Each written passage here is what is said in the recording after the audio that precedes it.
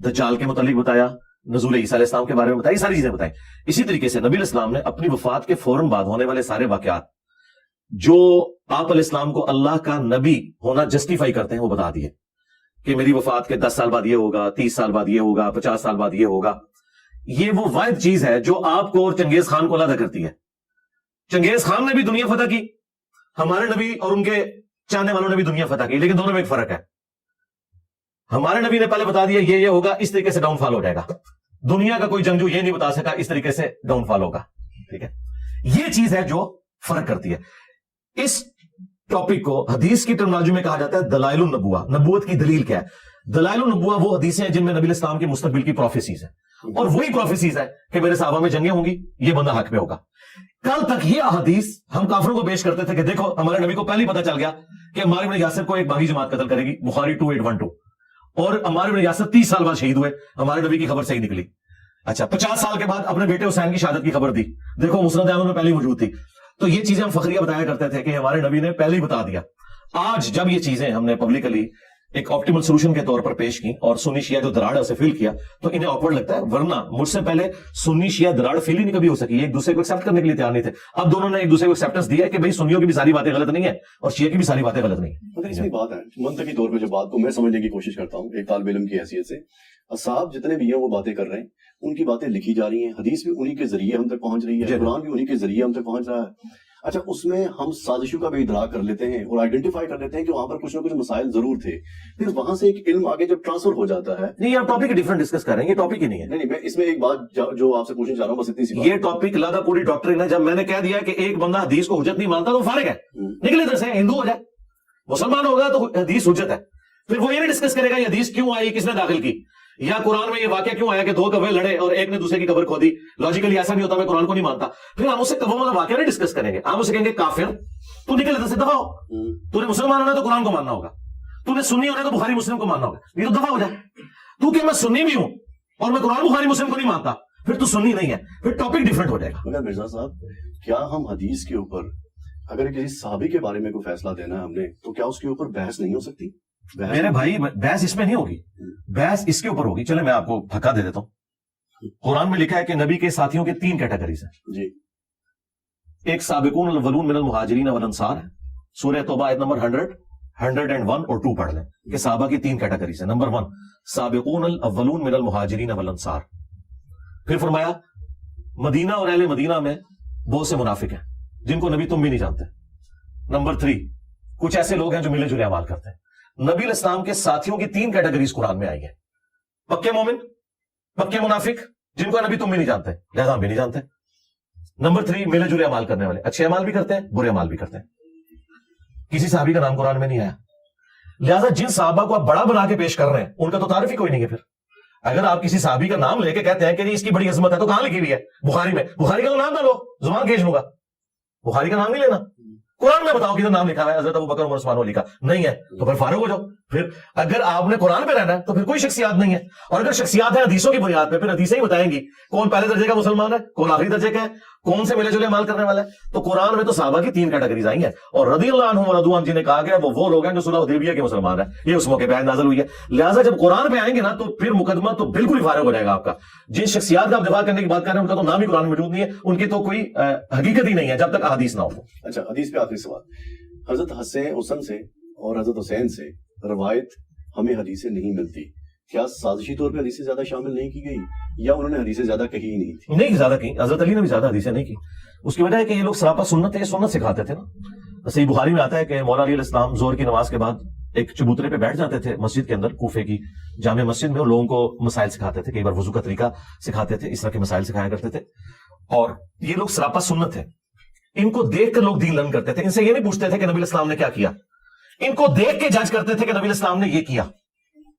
اس لیے خلفائے راشدین سے بھی آپ کو صرف حسن و حسین یا حضرت علی کا مسئلہ نہیں ہے، حضرت ابوبکر سے تو حضرت علی سے بھی کم حدیث ہے. یہ اکثر شیعہ اعتراض کرتے ہیں نا ہمارے اوپر، تو بھی حضرت ابوبکر سے کون سی زیادہ حدیث ہے؟ وہ سراپا سنت ہے خلفائے راشدین. ان کی ایکٹیویٹیز یہ تھی کہ انہوں نے سنت اپنے عمل سے سکھائی. اور ظاہر حکومتی لیول کے اوپر لوگ تھے، حکومتی لیول پہ جو لوگ ہیں پھر انہوں نے اس لیول کا کام نہیں کرنا کہ انہوں نے کچھ لکھوانا ہے. ان کی تو اپنی مصروفیات ہیں، ان کو لوگ دیکھ کے دین کو لرن کر رہے ہیں. جس طرح پرائم منسٹر تو جا کے فزکس نہیں پڑھائے گا چاہے وہ فزکس میں پی ایچ ڈی بھی ہو، وہ تو ایک فزکس کا پروفیسر پڑھائے گا. پرائم منسٹر نے تو ایز اے ہول امت کو دیکھنا ہے. اس طرح خلفائے راشدین نے ایز اے ہول اپنے عمل سے امت کو دیکھا اور سیاسی معاملات چلائے. باقی جو یہ والی چیزیں وہ نیچے سے ٹرانسفر ہوئی اور ان کو حدیثیں بیان کرنے کا ضرورت نہیں تھی, وہ خود صحابہ سنت ہے, اور جو کریٹیکل باتیں انہوں نے روایت بھی کرتی. جڑا والا واقعہ پیش آیا, آپ نے آج کی اپنی گفتگو میں یہ بھی کہا, جو میں نے آپ کا لیکچر سنا ہے, کہ یہ رد النفاق کرنا ہوگا, اس کے لیے اعلان, رد النفاق آپریشن آپ نے اس کے لیے کہا کہ یہ کریں شروع. پہلے تو مجھے یہ بتائیے کہ جڑا والا واقعہ ہمارے سوسائٹی میں پہلی بار نہیں ہوا, ایک عرصہ دراز سے ایسے واقعات پیش آ رہے ہیں. کیا اسلامی ریاست میں غیر مسلم کے تحفظ کے لیے باقاعدہ کوئی کانسٹیٹیوشنل پیکج موجود نہیں ہے؟ ہمارے کانسٹیٹیوشن کو تو چھوڑ لیجئے, جو کہ اسلامی ریاست کے تصور کے اندر بتائیے کہ وہاں پر غیر مسلموں کے ساتھ معاملہ کیسے پیش آتا تھا, اینڈ ریلیٹ کیجئے اس کو غزوہ خیبر کے ساتھ, اور مجھے بتائیے کہ وہ جو حملہ تھا ہم اس کو کیسے جسٹیفائی کرتے ہیں جڑا والا کے قریب لا کے. کون سا خیبر کا؟ جب خیبر پہ حملہ کر کے مسلمانوں نے قلعہ فتح کیا تھا. اب یہ دو مختلف ٹاپک ہیں میرے بھائی, اس طرح تو ہم پورے 2 ہفتے بیٹھے رہیں گے. ایک بات کریں نا, ایک آپ جڑا والے کے اوپر ورڈکٹ لے لیں.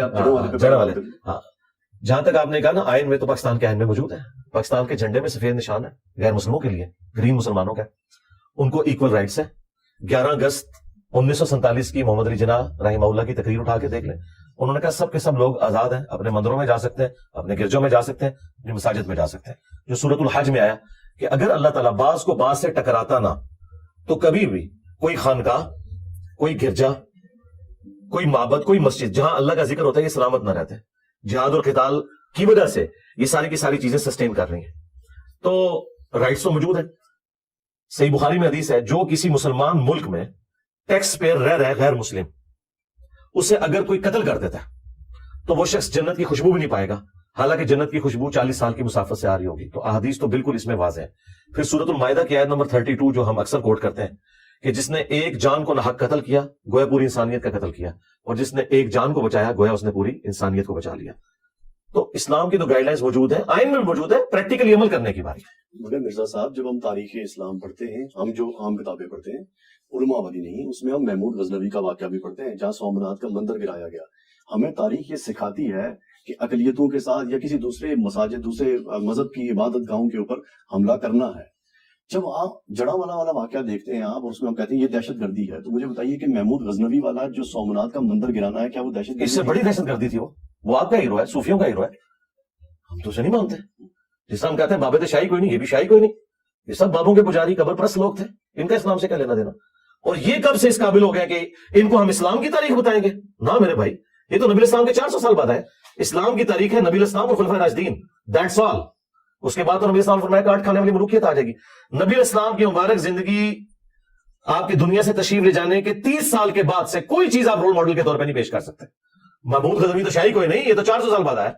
اس کا اسلام سے کیا لینا دینا؟ مسلمان تھا, اسلام سے کوئی لینا دینا نہیں. یہ سب لوگ لٹیرے تھے, ہم تو نہیں ان کو مانتے.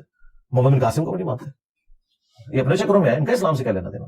ٹھیک, اور مجھے ایک اور بات بتائیے, جو سوال کا ایک حصہ رہ گیا تھا الگ سے پوچھ رہا ہوں. وہ غزوہ خیبر کا واقعہ پیش آیا, ایک معاہدے کی کے انجام کے اوپر یہ دیکھا گیا کہ ان لوگوں کو اب حملہ کر کے قبضہ کرنا ہے. وہ تو ایک سکون سے رہنے والے, پرامن رہنے والے لوگ تھے, مگر معاہدے کے چونکہ انہوں نے پاسداری نہیں کی تھی. کون سے معاہدے کے؟ یعنی کہ جو غزوہ خیبر نہیں ہے, وہ بنو قریظہ کا مسئلہ ہے, غزوہ خیبر کا نہیں ہے. اس لیے میں کنفیوز ہوا کہ آپ خیبر کو بیچ میں کہاں سے گئے. وہ بنو قریظہ کا ہے. ہاں جی, بنو قریظہ کا جو مسئلہ ہے وہ ہوا تھا غزوہ خندق کے موقع پر. جی, خندق کے موقع. ہاں, غزوہ خیبر نہیں, میں اس لیے حیران ہوں. تو پرامن تو کوئی نہیں تھے, وہ تو میسے تھے, پورے قاتلین تھے. انہوں نے مسلمانوں سے بد عہدی کی, اور اگر ان کی وہ بد عہدی کامیاب ہو جاتی تو جن صحابہ کرام نے بعد میں فتوحات کیے, یہ سارے اسی دن ہی قتل ہو جاتے. تو جو لوگ مسلمانوں کے قتل کے فتوے جاری کریں اس اعتبار سے کہ وہ بد عہدی کر کے مسلمانوں کے بیوی, بچے, مال سب کچھ کافروں کے حوالے کرنے کے لیے تیار ہو جائیں, تو جنگ کا اصول یہی ہوتا ہے کہ جنگ میں اگر آپ کو کوئی قتل کرنا ہے تو آپ اسے مٹھائی پیش کرنے نہیں گئے ہوئے. کیا آج ایسے ہوتا ہے؟ آج کے سویلائز ورلڈ میں بھی ایسے ہوتا ہے میدان جنگ میں کہ جب امریکہ اور یورپ کی جب جنگ ہوتی ہے, یہی سویلائز ہے نا, تو جب ان کے اوپر بم پڑتے ہیں تو آگے سے مٹھائی کے ڈبے بھیجتے ہیں ان کو, یا یہ ڈرون سے حملہ کرتے ہیں ان پہ, یہی کرتے ہیں نا, یہی کرتے ہیں نا. تو یہی کچھ اسی زمانے میں ہوا کہ انہوں نے بد عہدی کی, مسلمانوں کے قتل کے فتوے جاری کیے, اس اعتبار سے کہ اس بد عہدی کی وجہ سے اگر نبی اسلام کو وحی کے ذریعے چیز نہ پتہ چلتی تو وہاں سے کافر حملہ کرتے, سب کو ملیا میٹ کر دیتے. تو اب اس کے ساتھ سائملٹینیس کنٹراسٹ کے طور پہ یہ چیز جڑی ہوئی ہے کہ جب آپ بد عہدی کریں گے, کسی کو قتل کریں گے تو یہ میدان جنگ ہے, جب اس کو موقع ملے گا وہ آپ کو قتل کرے گا تو بالکل ٹھیک ہے. یہ آج کی سویلائز ورلڈ میں بھی اسی طریقے سے ہوتا ہے, اس میں کوئی ایسی چیز نہیں ہے, یہ جنگی ایتھکس ہے. یہ